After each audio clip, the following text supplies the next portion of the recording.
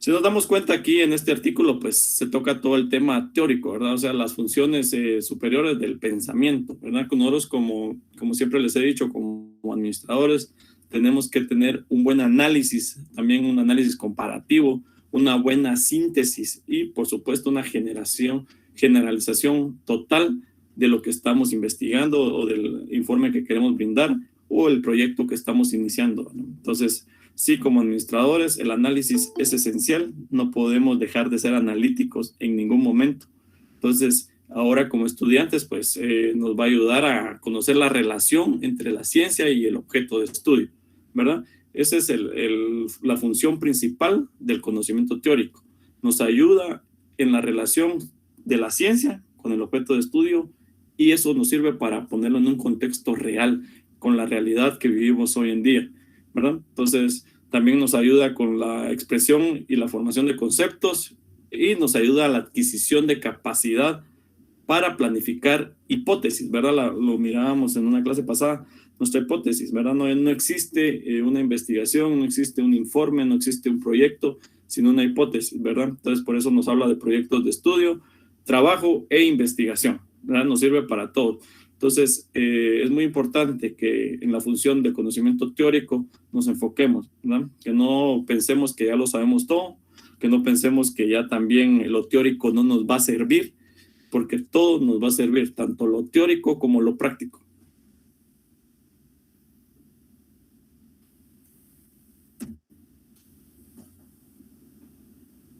Capítulo 1, artículo 5, función del conocimiento práctico, ¿verdad? Entonces, ya vimos la función del conocimiento teórico, ahora vamos a ver la función del conocimiento práctico, ¿verdad? Para que nosotros como administradores vayamos viendo cuál es la gran diferencia que hay entre lo teórico y lo práctico, ¿no? Al momento de realizar un informe final. Pues esta función dice que es el conjunto de actividades de aplicación, comprobación y reelaboración del conocimiento, tendentes a la formación de hábitos, destrezas y habilidades. En tal sentido, son actividades prácticas, la observación de campo y el laboratorio, la experimentación, la ejecución de rutinas de laboratorio, proyectos de investigación, que es lo que nosotros vamos a realizar, y servicios, ¿verdad? Entonces, el conocimiento práctico, si se dan cuenta, igualmente allá como administradores, como buenos administradores, nosotros tenemos que ser analíticos. Acá también como administradores activos tenemos que tener esos hábitos de formación, esas destrezas y esas habilidades, ¿verdad? Es importante que tengamos muy en claro esto, ¿verdad? Nuestras destrezas y nuestras habilidades son las que marcan la diferencia al momento de realizar un informe, ¿no? Porque si queremos realizar un informe solo para salir del paso o solo para salir, para no aprender y solo ganar el curso, eso no nos sirve. Entonces, tenemos que nosotros también tener hábitos de formación, destrezas y habilidades. Entonces, en tal sentido, pues nuestras actividades prácticas van a ser siempre la observación de campo, ¿verdad? También vamos a tener que experimentar ciertas cosas en carne propia y también tenemos que ejecutar, ¿verdad? Todo el proyecto de investigación que estamos realizando. Es muy importante que todo vaya de la mano, tanto la función teórica como la función práctica. Bueno, no podemos dejar una sin la otra. Todo conocimiento práctico está de la mano del conocimiento teórico.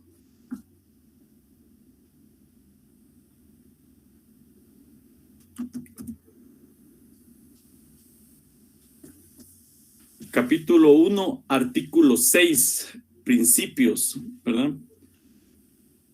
Pues existen principios en este reglamento. Vamos a ver el inciso A, pues principio de integridad, ¿verdad?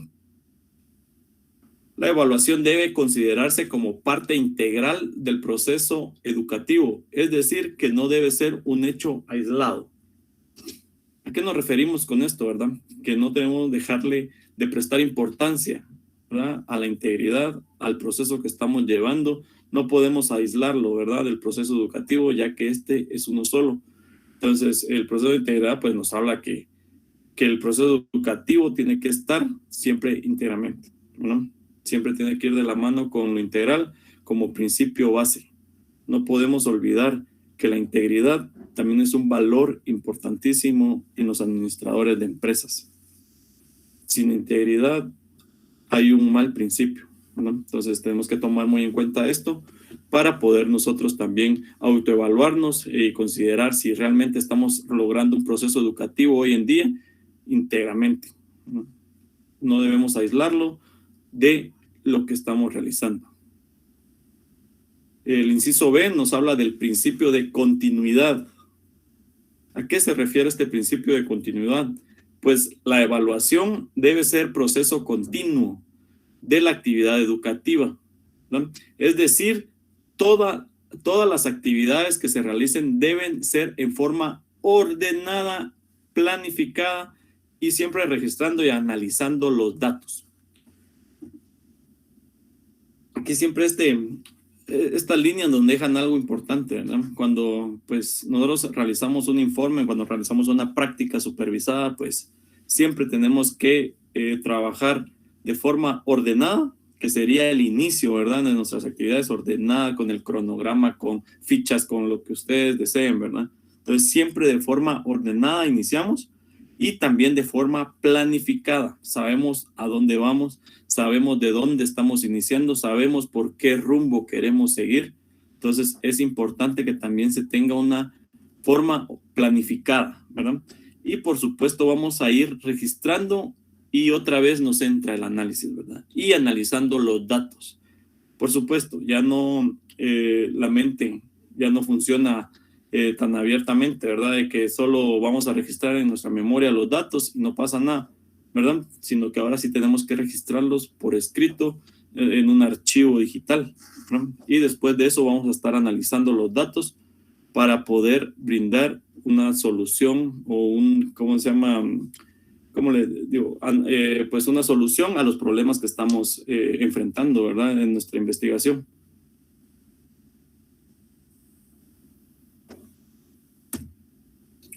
El inciso C, principios de diferencialidad, ¿verdad? Cuando hablamos de diferencialidad, pues estamos refiriendo a diferencias, ¿verdad? Entonces, la evaluación debe hacer uso de diferentes medios, es decir, de reactivos y actividades que tiendan a desarrollar indistintamente los aspectos formativos e informativos en el estudiante. Entonces, a eso nos referimos, ¿verdad? Cuando hablamos de principios de diferencialidad, pues es donde la evaluación nos va a ayudar a nosotros a hacer uso de diferentes medios para las actividades que queremos desarrollar. Pues ahí vamos a hacer que no indistintamente los aspectos formativos e informativos que tenga el estudiante. Entonces, sí es importante que tengamos claro este principio que nos brinda, ¿verdad? Que no importa qué aspectos formativos e informativos tenga el estudiante, sino que la evaluación pues tiene que ser por diferentes medios. Es decir, como dice aquí, reactivos y actividades, ¿verdad? Que hagan que el desarrollo del estudiante pues sea mejor. El inciso D, principios de finalidad. En todo proceso evaluativo debe tenerse como punto principal los objetivos educacionales previamente establecidos. Bueno, entonces, definitivamente el principio de finalidad nos va a ayudar a evaluarnos, ¿verdad? A evaluarnos cómo estamos nosotros en nuestro aspecto principal, que es un objetivo educacional. Cómo lo estamos trabajando, cómo estamos llegando nosotros a realizar ese informe, si estamos educadamente preparados para realizar el informe, si estamos, pues nosotros ya les dimos previamente los puntos establecidos y ahora solo queda evaluar si estamos teniendo ese punto principal, ¿verdad? Educacional. Entonces es muy importante el principio de finalidad. El inciso E, principios de individualidad. La evaluación, por ser un proceso científico, toma en cuenta los aportes de diferentes ciencias, tales como la psicología educativa, que señala la necesidad de considerar las diferentes individualidades de los educandos. ¿Verdad? Entonces, acá partimos pues del principio de las individualidades que vamos a tomar como aporte, ¿verdad? Una psicología educativa, vamos a tomar pues las necesidades de las diferenciar individualmente a las personas que se están educando, ¿verdad? No vamos a tomar un grupo en especial porque ya el informe pues es individual, ¿verdad? Entonces siempre la evaluación va a ser individualmente, ¿no? Para ahí vamos a ir considerando pues muchos aportes de diferentes ciencias, ¿verdad? Y todo el proceso científico que hemos trabajado durante varios años, ¿verdad? Que vamos de carrera. Entonces es importante que se tenga eso muy en cuenta. Principios de cientificidad. ¿No? ¿A qué nos referimos con los principios de cientificidad? Pues la evaluación debe tomar en cuenta el valor de la ciencia. Por lo tanto, debe basarse en aspectos objetivos, reales y verdaderos.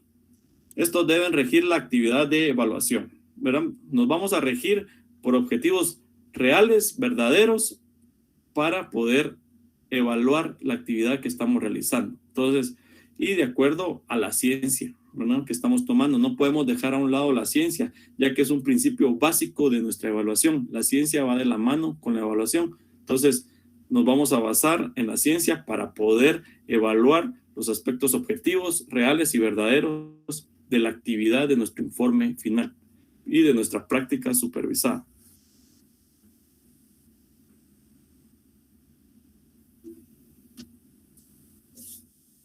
Capítulo 2. Objetivos. Vamos a hablar acá de los objetivos que se tienen durante este reglamento, ¿verdad? Por lo que nos tenemos que regir. Pues el capítulo 2 habla de dichos objetivos. Vamos a ver el inciso A. El inciso A nos dice que establecer las responsabilidades de funcionarios académicos, personal docente, administrativo y estudiantes de la Universidad Rural de Guatemala en la evaluación y promoción estudiantil. Ese es el objetivo acá en el reglamento, pues es el que nos va a ayudar a establecer qué responsabilidades se tienen en los estudiantes, ¿verdad? Para poder realizar eso, pues pasar del curso, ¿verdad? Entonces es importante tener esas responsabilidades bien claras, tener esas responsabilidades que tanto los funcionarios académicos, el personal docente, el administrativo y también, por supuesto, lo principal, ¿verdad? El corazón, que son los estudiantes de la Universidad Rural de Guatemala, se tenga, ¿verdad? Para la evaluación y la promoción estudiantil. Inciso P. Normar los aspectos necesarios para que la evaluación sea un proceso que se realice en forma continua, sistemática y técnica, para que cumpla con sus principios y objetivos. ¿Verdad? El inciso C nos habla ahí de que uno de los objetivos principales, ¿verdad?, de este reglamento, pues, es normar todos los aspectos necesarios que nos van a ayudar a evaluar, pues, de forma continua, sistemática, técnica, para poder cumplir con los principios que hemos visto y también cumplir con los objetivos establecidos. Entonces, nos va a servir para normar. Como ustedes se dan cuenta, una norma siempre está de la mano cuando uno hace una investigación. Tiene que uno normalizar todo, normar los aspectos, todos los aspectos necesarios para poder evaluarnos, para poder evaluar lo que estamos realizando como proyecto, como una investigación, ¿verdad? Entonces es muy importante este capítulo de objetivos. El inciso C. El inciso C nos dice que coadyuvar al cumplimiento de objetivos enunciados en los planes y programas de estudio de las diferentes carreras que se sirven en la Universidad Rural de Guatemala, ¿verdad? Entonces, esto nos va a ayudar al cumplimiento de los objetivos que hemos enunciado, que hemos planificado y que hemos programado, ¿verdad?, en los diferentes estudios de las carreras que la Universidad Rural de Guatemala maneja, ¿verdad? En este caso, administración de empresas. El inciso D, determinar los procedimientos de aprobación y promoción estudiantil en las diferentes asignaturas y módulos de integración del conocimiento. Tenemos que ser determinantes nosotros también, ¿verdad? En los procedimientos que van a aprobar y van a promocionar al estudiante, ¿verdad? En las diferentes asignaturas, como les decía en este caso, que estamos nosotros pues viendo una práctica supervisada, esas nuestras, y módulos de integración del conocimiento. Es importante que nosotros tengamos esto, pues el inciso C muy claro, ¿verdad? Que es donde pues el procedimiento nos va a ayudar a la aprobación y promoción estudiantil. Inciso E. Pues el inciso E nos habla de establecer el nivel de aprendizaje de los alumnos en aspectos formativos, técnicos y prácticos, considerados necesarios dentro del proceso, en base a lo cual se determinará su promoción. Por supuesto, como desde que somos niños, ¿verdad? Pues el aprendizaje es el que nos da ese escalón más, ¿verdad? Si estamos aprendiendo bien, si estamos siendo formativos, si estamos aprendiendo técnicas, si estamos siendo prácticos, ¿verdad? Nos toca, pues, nuestra promoción, ¿verdad? Ir subiendo de categoría. Eso es una promoción, ¿verdad? Vamos a ir subiendo, pues, de nivel, vamos a ir subiendo de categoría, ¿verdad? Entonces, sí es importante que tengamos en claro que este reglamento, pues, nos ayuda a establecer ese nivel de aprendizaje que tenemos ahora como alumnos, ¿verdad? En todos los aspectos que he mencionado, ¿verdad? Entonces, sí tenemos que tener, pues, eso muy claro, que sí se tiene que, pues, considerar y se tiene que determinar si realmente el alumno está, pues, listo para ese siguiente nivel, ¿verdad? De aprendizaje. Capítulo 3, currículum. Hablemos del capítulo 3, donde nos indica el currículum, ¿verdad? Pues nos dice que es el conjunto de conocimiento y experiencias del proceso de aprendizaje en el cual participan estudiantes, docentes y la comunidad dentro y fuera de la institución académica y bajo la responsabilidad de la misma, a través de las cuales se establece plena interacción para la consecución de los objetivos educativos propuestos para la formación integral del universitario. Muy importante que tengamos ahí en cuenta el currículo, porque este nos va a ayudar con conocimientos, experiencias, ¿verdad? En el proceso que estamos llevando de aprendizaje. Ya vimos que pueden ser estudiantes, docentes y la comunidad en general, ¿verdad? Para esto sirve una práctica supervisada, también para ayudarnos y participar estudiantes, docentes y comunidad, pues como se dice acá en el texto, dentro y fuera de la institución, en este caso que es la Universidad Rural de Guatemala. Y por supuesto existe una responsabilidad plena académica de los que estamos integrados, ¿verdad? Los que estamos en el proceso, donde se va a establecer pues qué interacción se va a tener, la consecución de esos objetivos que estamos hablando, ¿verdad? Educativos, los objetivos educativos, y que nos va a ayudar, ¿verdad? A nuestra formación como profesionales, a nuestra formación integral como administradores de empresas, de acuerdo a lo establecido por la universidad.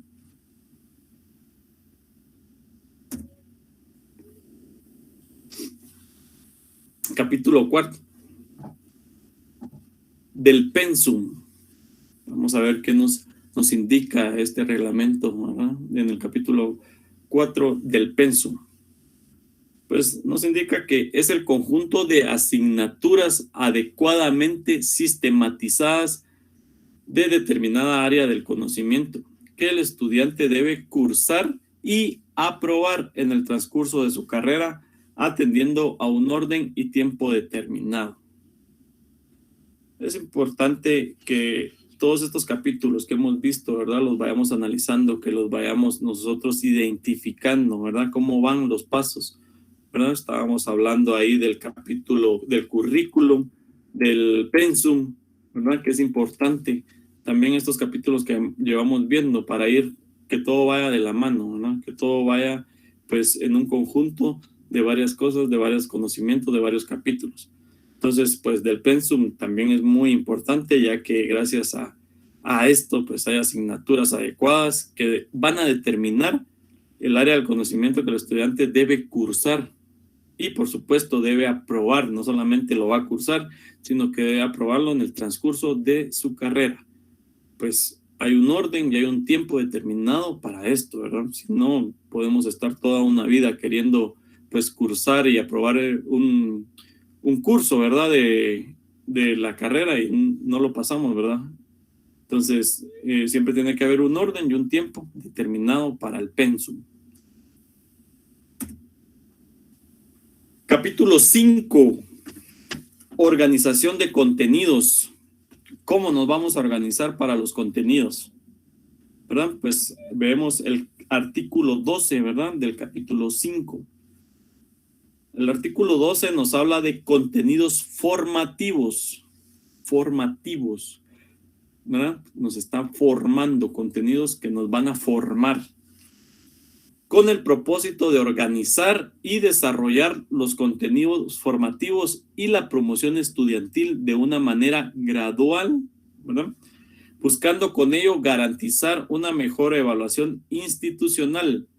Los contenidos serán agrupados en asignaturas o módulos de integración en un régimen semestral, ¿verdad? Como se trabaja en la universidad, ¿verdad? Por semestre.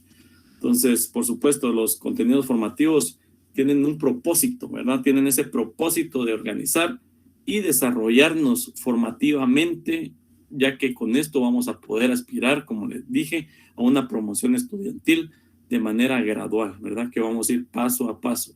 Eso significa manera gradual, paso a paso, vamos pues garantizando una mejor evaluación institucional, ¿verdad? Como universidad, y estamos asegurando que los contenidos pues serán agrupados en asignaturas y unos módulos, ¿verdad? Que nos vamos a regir con un tiempo semestral, con un semestre, ¿verdad? Por curso.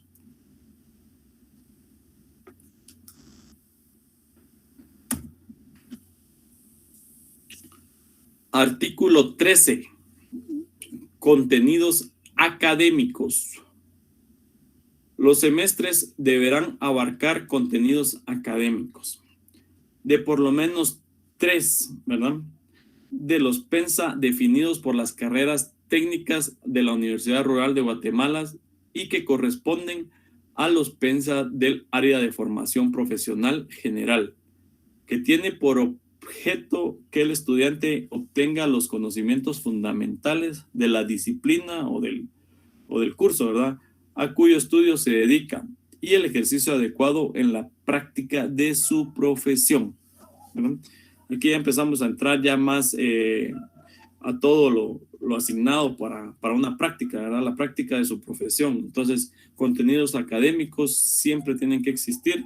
Pues acá nos habla que un semestre, pues por lo menos tiene que tener 3 pensa definidos para las carreras técnicas, ¿verdad? En la Universidad Rural de Guatemala, y que van a corresponder a los pensa de formación profesional general, que es donde estamos hoy en día instalados, que tiene por objeto que el estudiante obtenga los conocimientos fundamentales de la disciplina o de cuyo estudio, pues, siempre se va a dedicar a algo práctico, ¿verdad?, en la profesión. Entonces, en el artículo 13 nos habla de estos contenidos académicos. Vamos a ir paso a paso también con esto, ¿verdad? Artículo 15, evaluación independiente, ¿verdad? Muy en claro esto, evaluación independiente. Cada asignatura o módulo de integración del conocimiento se evaluará en forma independiente y cada uno debe aprobarse como prerequisito para la asignatura o módulo siguiente, ¿verdad? Gradualmente, según el pensum de cada carrera. Yo sé que muchas veces, pues, hemos tenido algún inconveniente con esto, ¿verdad? Que no hemos podido, pues, aprobar un curso que es como prerequisito para poder asignarnos otro curso, ¿verdad? De un módulo que continúa. Entonces, todo esto está en un reglamento, si se dan cuenta, ¿verdad? En el artículo 15, la evaluación independiente nos habla de eso, ¿verdad? Que cada asignatura o módulo de integración del conocimiento se evaluará, siempre existe una evaluación, ¿verdad? Para poder nosotros aprobar y que nos va a servir como un prerequisito, ¿verdad? Para la asignatura de otro módulo. Entonces, la evaluación independiente es gradual también, ¿verdad? Y nos va ayudando para que nosotros vayamos, pues, subiendo escalones, ¿verdad? Teniendo promociones en nuestros cursos.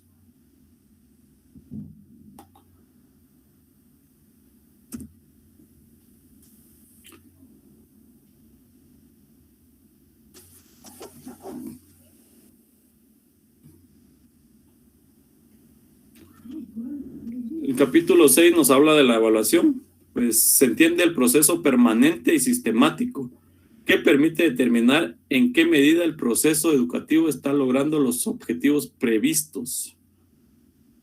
Pues la evaluación se concibe como parte integrante del proceso de enseñanza-aprendizaje, encaminada a revelar elementos que sirven para analizar el currículum y el desarrollo del proceso educativo. Por supuesto, la evaluación en el capítulo 6 nos habla de esto, ¿verdad? Que siempre el proceso es permanente y sistemático y nos va, pues, a permitir ver y visualizar cómo estamos con el proceso educativo durante los objetivos que ya teníamos previstos, ¿verdad? La evaluación, pues, es parte integrante del proceso aprendizaje, enseñanza-aprendizaje, ¿verdad? O sea, que está integrando. Nosotros estamos enseñando y a la vez estamos aprendiendo, ¿verdad? De todo lo que estamos, pues, analizando en el currículum y el desarrollo de todo el proceso educativo que estamos llevando. Entonces, la evaluación siempre es un punto muy importante de nuestro reglamento, de lo que necesitamos, pues, realizar en nuestra práctica supervisada o en nuestro informe final que vamos a tener por realizar.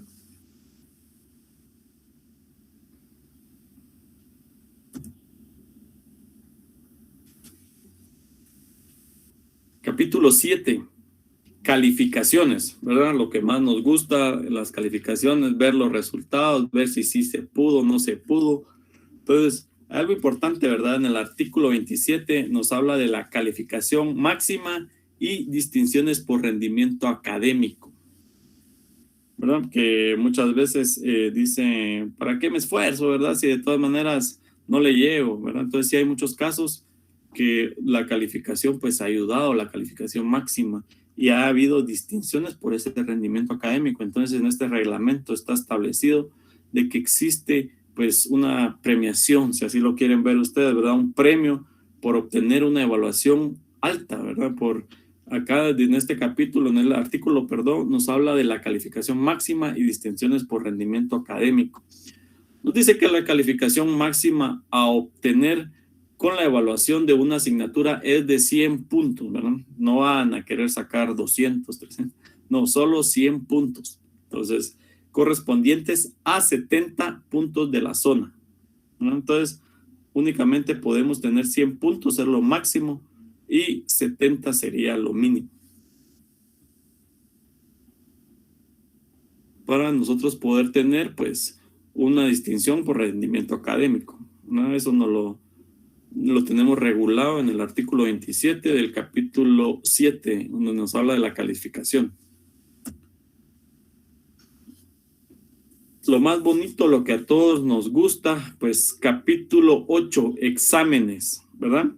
Es importante, está regulado en este reglamento que también existen los exámenes, ¿verdad? Entonces, los exámenes, muchos se preguntarán y muchos a veces se han dicho, ¿por qué existen los exámenes? De verdad, cuando nos va mal en algún examen, ¿por qué no deberían de existir los exámenes? En fin, pues son una prueba objetiva de contenidos, ¿verdad? Nos sirve para comprobar o probar, ¿verdad?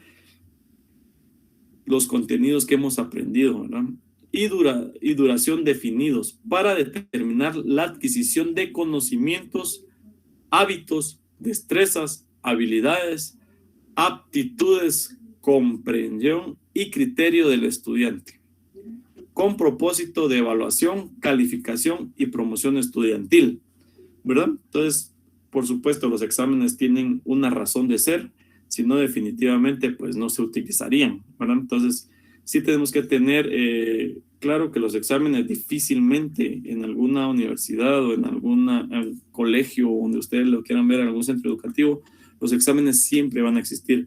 No se pueden quitar porque estos exámenes son los que regulan, ¿verdad? Son los que también determinan si realmente el estudiante ya adquirió esos conocimientos necesarios, esas destrezas, esos hábitos, esas habilidades y esa comprensión y criterio, ¿verdad? Que es tan importante para la vida laboral. Si realmente tenemos una comprensión de lo que está pasando a nuestro alrededor, de lo que está pasando en los problemas laborales y criterio también, ¿verdad? De que el estudiante tiene que adoptar para la toma de decisiones más adelante. Esto se realiza con propósito. Es muy importante que veamos que siempre tiene un propósito, los exámenes tienen un propósito, que es poder evaluar, poder calificar realmente y, por supuesto, el premio, digamos, la cerecita en el pastel, que es la promoción estudiantil. ¿Cuántos no nos hemos alegrado, verdad? Por creer que un curso no lo íbamos a pasar y lo terminamos pasando, ¿verdad? Esa es la promoción estudiantil. Entonces, si no pasábamos ese curso, pues nos tiraba otro que teníamos arriba y así, lo vamos llevando, ¿verdad? Todos hemos sido estudiantes, todos sabemos lo que se pasa, ¿verdad? En las universidades, pero es muchas veces porque nosotros también no hemos demostrado destrezas, no tenemos habilidades aún adoptadas y aptitudes tampoco, ¿verdad? Mucho menos hábitos de estudio, hábitos de esfuerzo, hábitos de conocimiento. Entonces, todo eso es un conjunto que hace que nosotros no tengamos esa promoción estudiantil, que en nuestra evaluación salgamos bajísimos y que la calificación sea, pues ya ni hablar, ¿verdad? Entonces, es importante que no siempre se le eche la culpa a los exámenes. ¿Por qué existen los exámenes? Tienen que existir, siempre.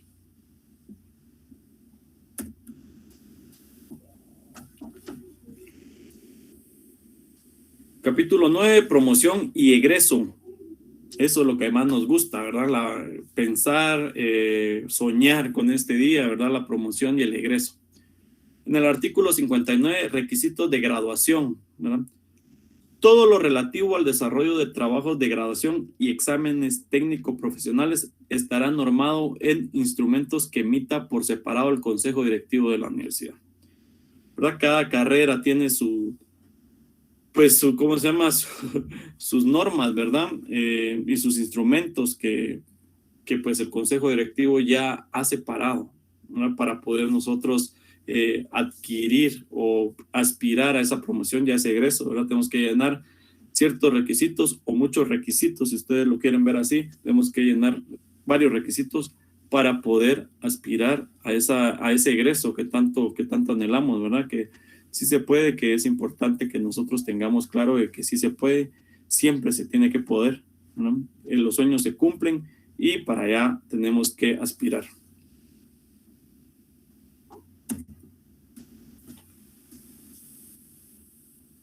Capítulo 11, equivalencias. Artículo 65, equivalencias. Esto yo lo veo como pues un apoyo, ¿verdad? Para las personas que quieren tener estas equivalencias, ¿verdad? En todos los casos de equivalencias, estas serán radicadas en la sede central de la universidad. Cuando se trate de equivalencias de asignaturas, el presidente del consejo académico llamará al decano de la facultad que corresponda o al encargado de la carrera respectiva o al catedrático de la asignatura correspondiente, quienes comparando los contenidos de los programas de estudio debidamente certificadas. Entonces las equivalencias nos ayudan a esto, ¿verdad? A nosotros poder tener ese apoyo académico del consejo o del decano, ¿verdad? Para que nosotros podamos pues lograr esa asignatura que teníamos pendiente, esa asignatura correspondiente, ¿verdad? Ya que de acuerdo a los contenidos de los programas de estudio, se estará certificando si sí se puede lograr esa equivalencia o definitivamente no se puede, ¿verdad? Y tiene que existir otra solución. Pues la solución más grave sería volver a repetir, ¿verdad? Algunos cursos, volver a atrasarnos, volver pues, a algo que ya habíamos visto, que ya habíamos aprendido, que habíamos pasado. Entonces, para eso está normado también acá en el artículo 65 que existen las equivalencias para poder nosotros también apoyarnos de las mismas en algún momento determinado, en algún momento que nosotros necesitemos, pues, lograr una equivalencia.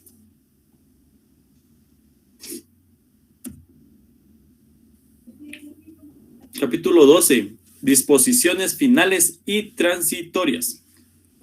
¿Verdad? Vamos a hablar de las disposiciones finales y las transitorias.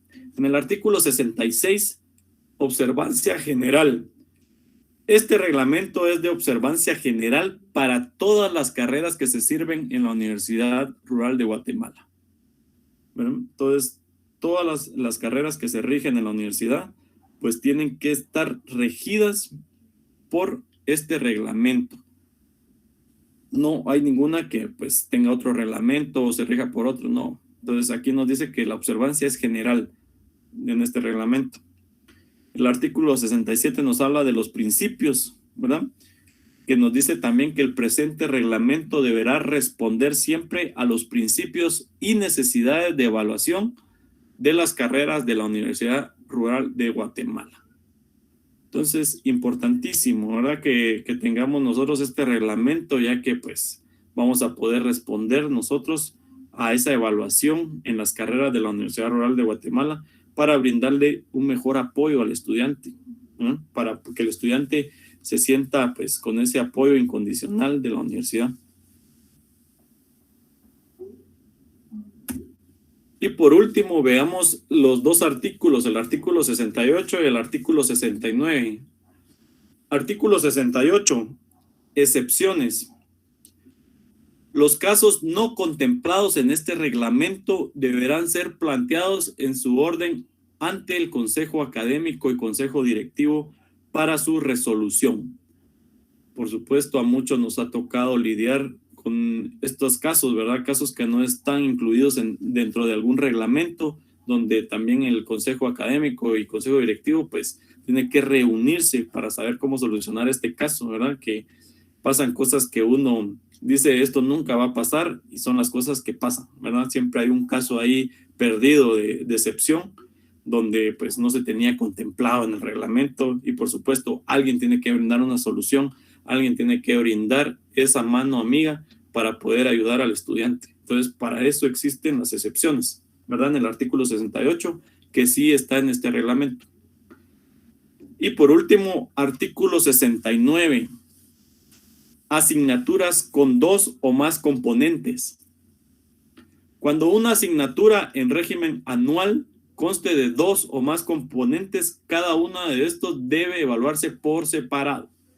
Pero siempre tenemos que tener nosotros esa mentalidad de que si tenemos 2 o más, o una asignatura que tiene 2 o más componentes, pues se va a evaluar por separado. No se puede evaluar pues junto, ¿verdad? Como quisiéramos, pero sí es lo mismo, pero no es lo mismo, ¿verdad? Son asignaturas con 2 o más componentes, ¿no? Entonces sí tenemos que tener esa división, tenemos que tenerlo claro para que nosotros no pues confundamos esta situación, ¿verdad? De los componentes en alguna asignatura que nos rige pues anualmente cada una de ellas, ¿verdad? Entonces, muchas gracias por su atención. Espero verlos en una próxima clase.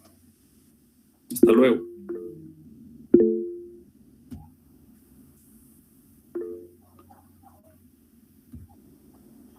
Gracias, Lico. Buenas tardes. Feliz tarde, gracias. Gracias, feliz tarde. Gracias, Lick. Buenas tardes. Muchas gracias, Dios le bendiga.